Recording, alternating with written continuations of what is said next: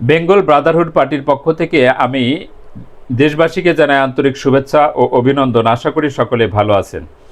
আমাদের দেশের উন্নয়নের জন্য বা এই আমাদের দেশকে উন্নত এবং শক্তিশালী একটা রাষ্ট্রে রূপান্তর করতে হলে কী কী পদক্ষেপ গ্রহণ করা উচিত, আমি তার কিছু বিষয় নিয়ে আজকে আলোচনা করব।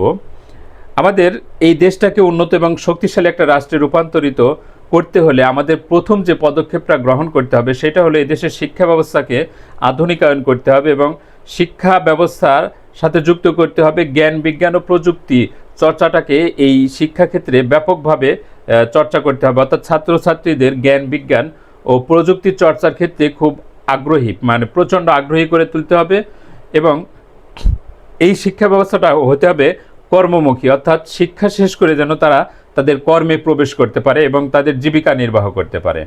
আর জ্ঞান বিজ্ঞান চর্চার মাধ্যমে তারা যেন নিত্য নতুন আবিষ্কার দিয়ে দেশটাকে একটা উন্নত এবং শক্তিশালী একটা রাষ্ট্রে রূপান্তরিত করতে পারে।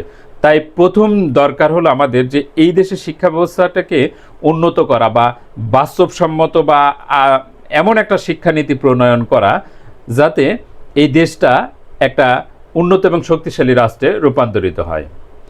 এরপরে আমাদের দেশের জনগণ তারা কর্মের প্রতি খুব একটা আগ্রহী না, তাদেরকে কর্মমুখী করে গড়ে তুলতে হবে, তাদের মধ্যে সৃজনশীল মনোভাব গড়ে তুলতে হবে।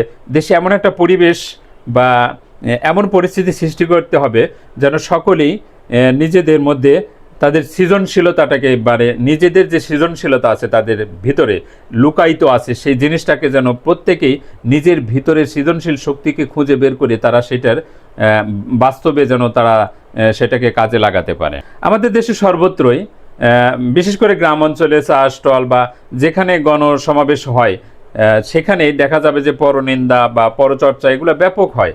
তো ওই পরনিন্দা চর্চা না করে এই সভাগুলোতে বা যেখানে লোকজনের সমাবেশ হবে বা যেখানে লোকজন একত্রিত হয়ে গল্পগুজব করবে সেই ক্ষেত্রে সেখানে যেন ওই পরচর্চা বা পরনিন্দা না হয়ে সেই ক্ষেত্রে যেন এই জ্ঞান বিজ্ঞান ও প্রযুক্তি চর্চা করা হয়, এমন একটা পরিবেশ তৈরি করতে হবে।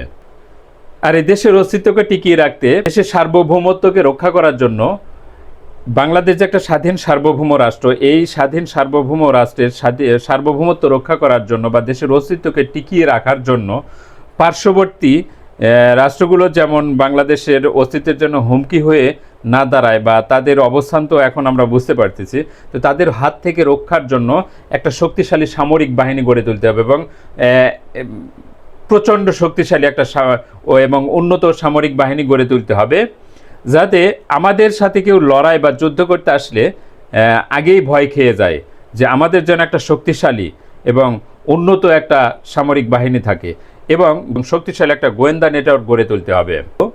ক্ষেপণাস্ত্র, যুদ্ধবিমান এবং উন্নত এবং আধুনিক আকাশ প্রতিরক্ষা ব্যবস্থা গড়ে তুলতে হবে।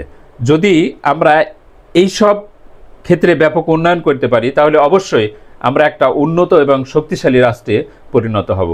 কোনো সরকার এই উদ্যোগগুলো না নেয় তাহলে যদি কোনো দিন বেঙ্গল ব্রাদারহুড পার্টি এদেশের ক্ষমতায় আসে তাহলে আমি বেঙ্গল ব্রাদারহুড পার্টির পক্ষ থেকে সকলের কাছে ওয়াদা করতেছি বা কথা দিচ্ছি যে আমরা এই বাংলাদেশটাকে একটা উন্নত এবং শক্তিশালী রাষ্ট্রে রূপান্তরিত করব ইনশাল্লাহ।